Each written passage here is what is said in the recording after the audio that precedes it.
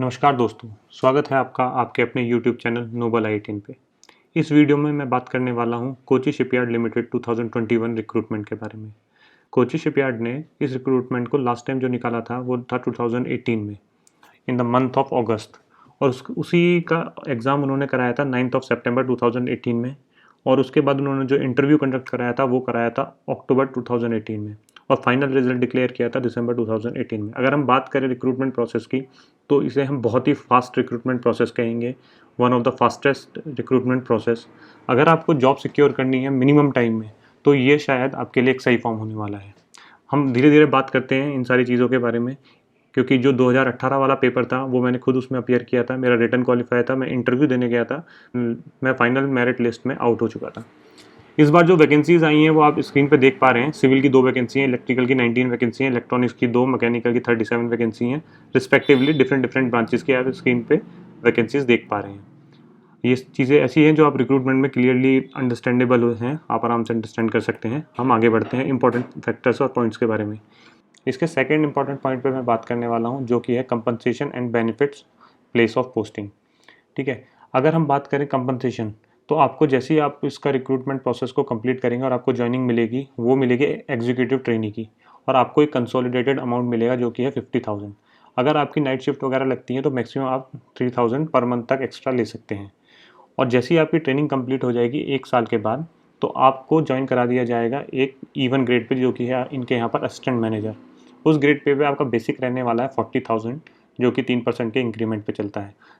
अगर आपको ये बेसिक समझ नहीं आते हैं तो मैंने अपनी सैलरी सीरीज़ में पहला वीडियो जो बनाया है NHPC जेई की सैलरी स्ट्रक्चर के बारे में, आप उससे अच्छे से डिटेल में समझ सकते हैं। तो आपको किसी भी PSU के सैलरी स्ट्रक्चर को समझने में कोई दिक्कत नहीं होगी कि एक्चुअल में सैलरी कितनी बनती है।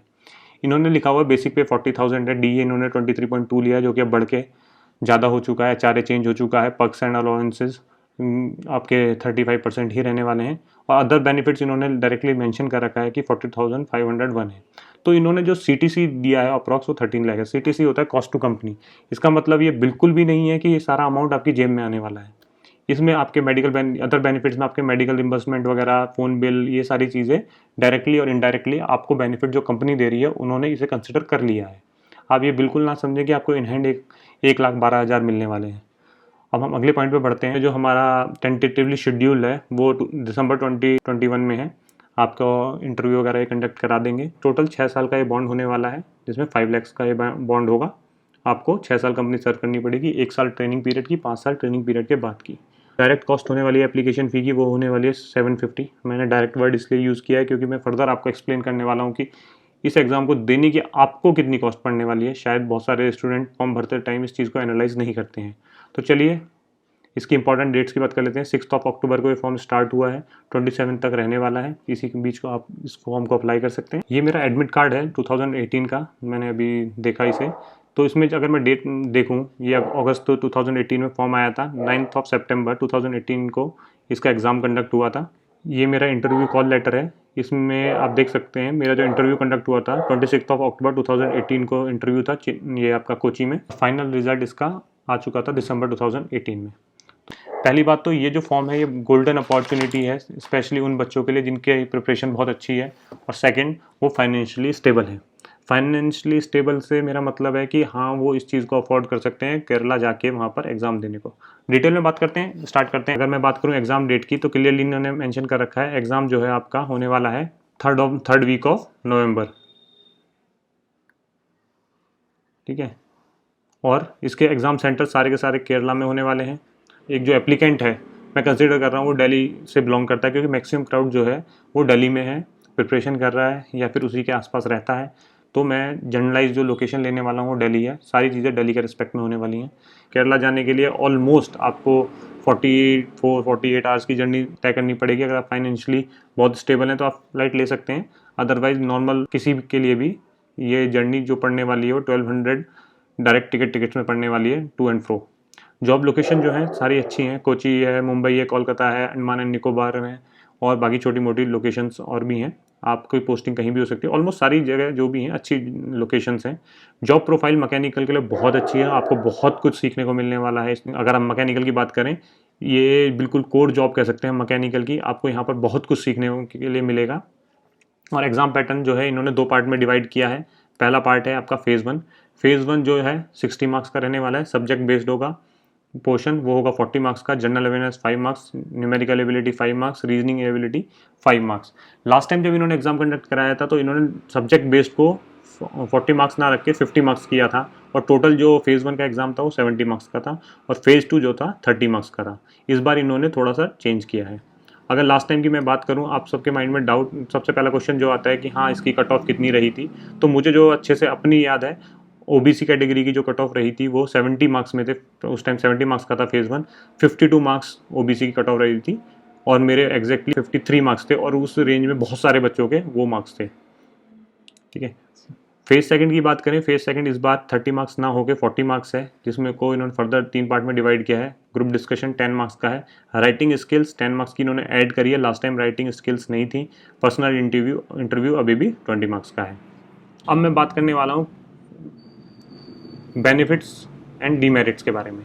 ये जो एग्ज़ाम है आपकी डिफरेंट डिफरेंट लोकेशंस पे नहीं है, तो ये सारे फैक्टर्स आपके काउंट होने वाले हैं, क्योंकि इसकी जो लोकेशन है वो साउथ इंडिया है, स्पेशली केरला। नॉर्थ इंडिया में सबसे ज़्यादा बच्चा जो है प्रिपेयर कर रहा है। उसके लिए ट्रैवलिंग कॉस्ट वगैरह सारी चीज़ें मायने रखती हैं, क्योंकि अनएम्प्लॉयमेंट बहुत ज़्यादा है। हर इंसान की फाइनेंशियल स्टेबिलिटी इतनी नहीं है कि वो इस चीज़ को अफोर्ड कर पाए। तो पहले मैं इसकी बेनिफिट्स की बात करने वाला हूँ।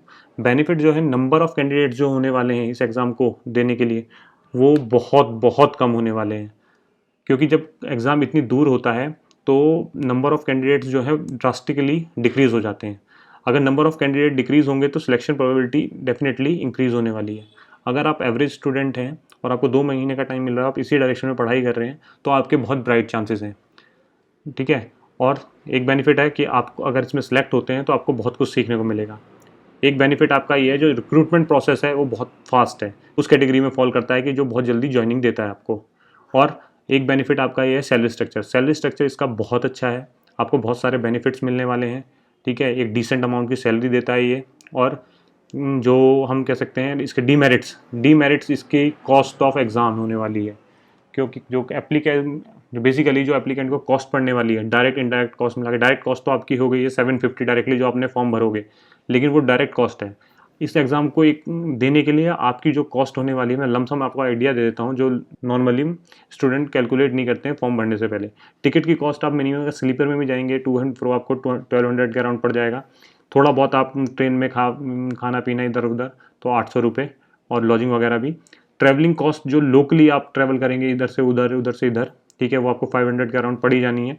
एप्लीकेशन फॉर्म 750 होता है। मैं इसे मान के चल रहा हूँ कि आपको 4000 रुपीज़ अपनी जेब में रखने पड़ेंगे एटलीस्ट। इससे ज़्यादा तो वेल एंड गुड है, लेकिन इतना अमाउंट आपको लगने वाला है आपकी पॉकेट पे।